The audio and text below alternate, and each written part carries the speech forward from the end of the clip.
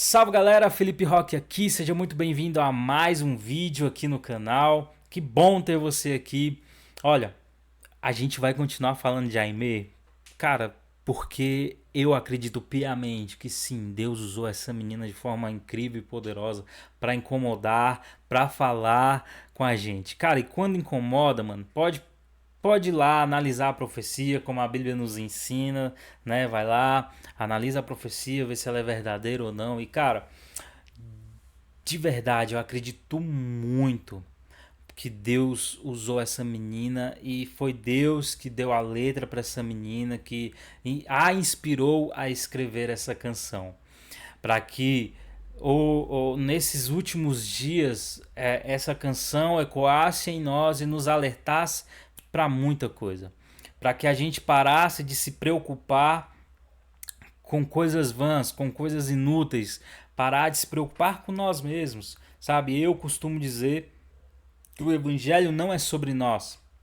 O evangelho é sobre Cristo em nós pelos outros. Porque quando Cristo habita em nós, quando a gente encontra a graça, encontra Cristo, é transformado, a gente já não pensa mais só em nós, a gente começa a pensar nos outros, começa a pensar nas coisas em nossa volta e assim, cara, a gente segue caminhando com graça, caminhando em favor daquilo que realmente interessa, daquilo que realmente importa. Então a gente não fica fazendo campanhas para nós mesmos, a gente não fica fazendo eventos para nós mesmos. A gente começa a se importar com o João que desapareceu, a gente começa a se importar com a crise da nossa comunidade, a gente começa a se importar com a crise que acontece não somente aqui no Brasil, mas no mundo inteiro. A gente esquece que existe nós, mas a gente começa a se preocupar com outras pessoas. Então eu acredito, cara, que sim, Deus, de forma muito poderosa, inspirou essa canção para essa menina, para que essa menina escrevesse e cantasse essa canção. E sabe o que é mais louco? Porque ao entender todo o contexto e a gente começa a perceber através daquilo que a Aimeko já começou a falar da entrevista, ela gravou um vídeo tem 2 dias, se não me engano, e ela falando a respeito de como tudo aconteceu, de toda a sua trajetória, uma menina que sim se perdeu, foi lá no mundo, né, como a gente costuma dizer, se desviou, mas entendeu que o pai estava a chamá-la, que o pai estava dizendo: filha, vem, porque o que eu tenho para fazer é muito maior. E uma menina que ali ela conta no testemunho que ela tentou fazer as coisas do próprio jeito dela, né? Ela tentou fazer as coisas através dos seus próprios meios, mas Deus deixou bem claro para ela: vai ser da forma que eu quiser, né? E ela fala isso, olha, se vocês estão pensando que as coisas vão acontecer da forma que vocês quiserem, não. As coisas irão acontecer como Deus quer que aconteça. E eu acredito piamente, cara, que Deus chamou alguém que ninguém conhecia praticamente, alguém que estava ali somente trilhando a caminhada no seu secreto, né? Deus não quis chamar aqueles que se denominam apóstolos. Deus não quis chamar aqueles que se denominam bispos, os grandes pastores dessa nação, não. Deus não quis chamar o cantor mais hypado aí do gospel, não. Ele quis chamar alguém que chorou no secreto, alguém que derramou suas lágrimas por essas causas descritas na canção, por essas denúncias descritas nessa canção. Deus chamou alguém que se importou com o João que desapareceu. Deus se importou com alguém que lembrou e que se importa com as causas sociais. Porque é um dever do cristão se importar com tudo à sua volta, com aquilo que acontece à sua volta. Mano, eu acredito muito, cara, que assim como a gente olha para a palavra, sabe quando você vai ali no início de Mateus e você vê que Deus não mandou que João Batista preparasse o caminho pregando numa sinagoga, que João Batista não preparasse o caminho fazendo um grande culto ali no templo, na frente do templo, não. Deus mandou o João Batista para o deserto para se preparar. Deus mandou o João Batista para ali, para o Rio Jordão, para batizar as pessoas ali. Cara, a palavra não foi para os grandes mestres, a palavra não foi pro chefe ali do templo, pro sacerdote do templo, não. A palavra foi para João Batista, que pouca gente conhecia, alguém que estava ali no anonimato. Cara, a palavra de abertura, de preparação para o caminho, estava com João Batista no deserto.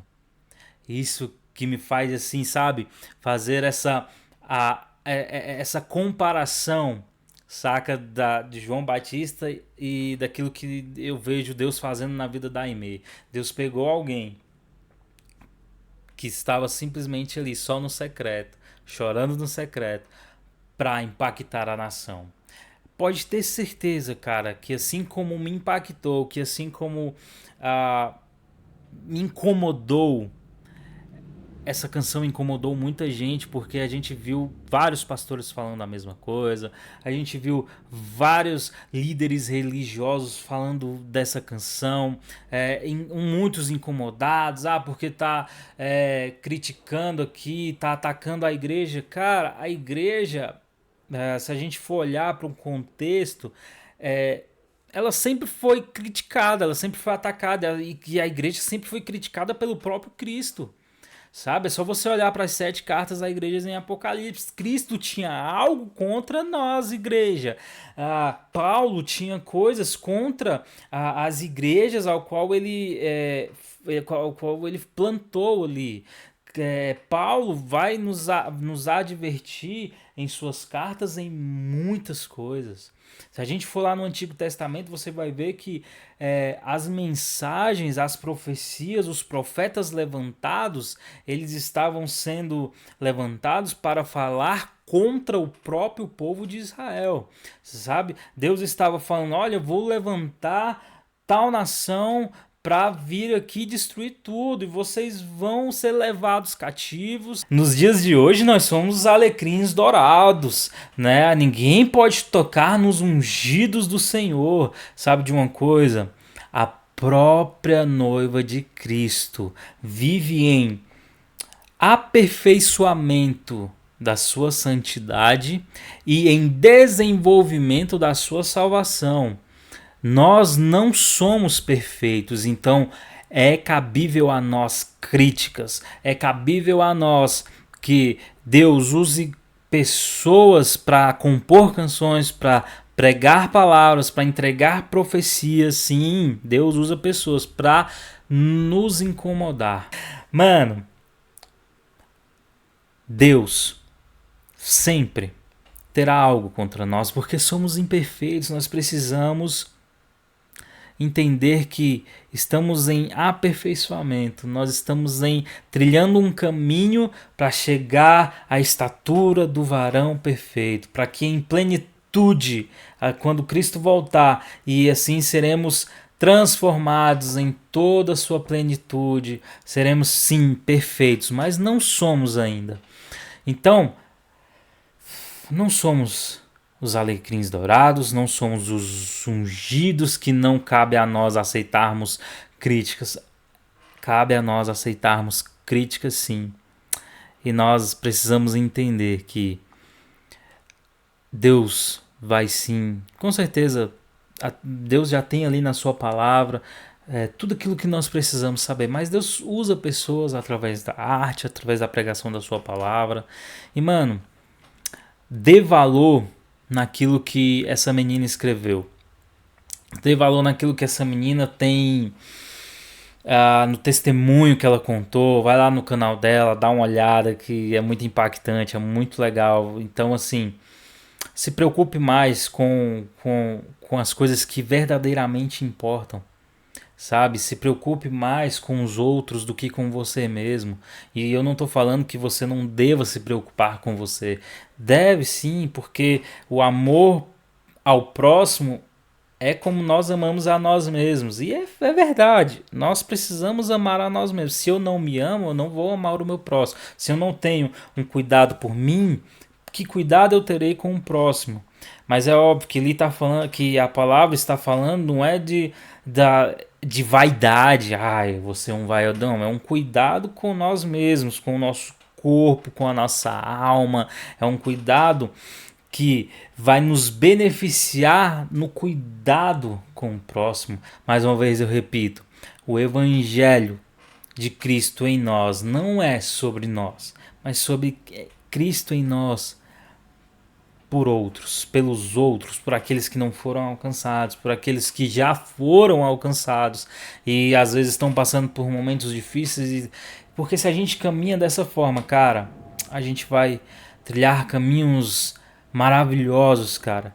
A gente vai poder ajudar muita gente, nossa comunidade vai ser uma comunidade diferente. O problema é que nós, por muitas vezes, como diz a canção, estamos preocupados com nós mesmos, estamos fazendo coisas para nós mesmos, vivendo nossos próprios sonhos, nossos próprios desejos, nossas próprias vaidades e pouco se importando com o que devemos nos importar, que é o próximo, que é as dores do nosso próximo, ajudar o nosso próximo a carregar os seus fardos e assim as pessoas também nos ajudarem a carregar os nossos próprios fardos. E assim prosseguimos. Que Deus abençoe a cada um de vocês. Não se esqueça de deixar aqui o teu comentário, se inscrever no canal. E vamos para cima pelo reino, por uma revolução em nós, por um Cristo que tanto fez por nós e nós faremos pelos outros. Deus abençoe vocês. É nóis.